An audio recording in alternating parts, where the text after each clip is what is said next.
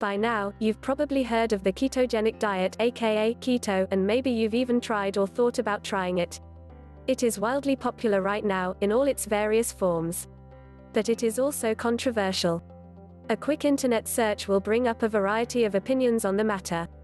Today on the blog, we are going to break down the ketogenic diet for people with cancer based on the evidence available to us. Spoiler alert, there is not enough evidence in humans to recommend the ketogenic diet for cancer patients at this time. What's a ketone? Just like a car needs gas to run, our bodies need fuel to run, too. We get this fuel from the food we eat, especially from foods that have carbohydrates. Our bodies turn this food into sugar, our favorite form of fuel. If we don't eat food for a while, like when we are sleeping, our bodies will use and make its own sugar. If we don't eat food for even longer, our bodies have a backup system. This backup system is ketones, and they are made from breaking down fat. It is like running your generator during a power outage. What is the ketogenic diet? When we run on our ketone backup system, we are using mostly fat for fuel. People who follow a ketogenic diet try to run on this backup system all the time by consuming only a tiny amount of carbohydrates and a lot of fat. This can trick our bodies into thinking we are starving, and ketones are made. Remember, when we use fat for fuel, we make ketones. The ketogenic diet differs drastically from the way most people tend to eat. The average American eats about half their food in the form of carbohydrates. Someone on the ketogenic diet only eats 4 to 6% of their food as carbohydrates. For example, the average American who eats 2,000 calories per day will consume approximately 250 grams of carbs in a day. On the ketogenic diet, the same person can only eat 20 to 30 grams of carbohydrates.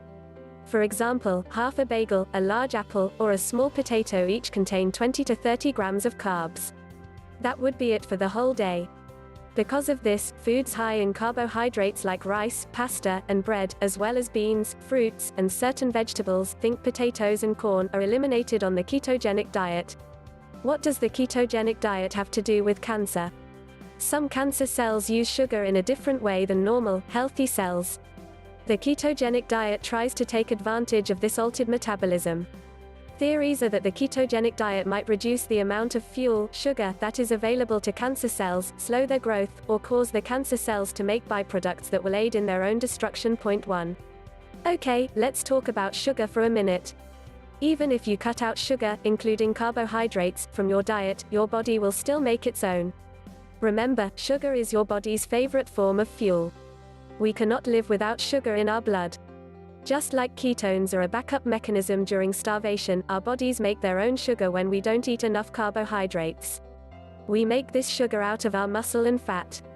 Having sugar in our blood is so important that our bodies do not even care where the muscle comes from. It could come from your arms, legs, or even your heart or lungs. Check out this resource to learn more. In healthy cells, when we start to make ketones, sugar production usually slows down, and this means less muscle is being used up. This is good news. But this is a survival mechanism for when we don't have enough food. We don't know if this same thing happens in cancer cells. Biological processes may be different in people with cancer. Cancer cells also have wonky signals that tell them to keep growing. A complex cascade of growth signals occurs in healthy cells when we eat sugar or foods with carbohydrates. It is not clear if eating less carbohydrates affects those wonky growth signals in cancer cells or not. It is another thing we don't know yet. What is the evidence? Studies have been controversial. Studies done in mice have shown that the ketogenic diet used with chemotherapy or radiation can boost the effectiveness of these treatments and improve results, like increased tumor shrinkage and survival 2 to 4, and might even protect healthy cells. Point 1. Other studies with mice contradict these results, indicating that a ketogenic diet may not have any effect at all, or worse, might actually promote tumor growth. Point 4.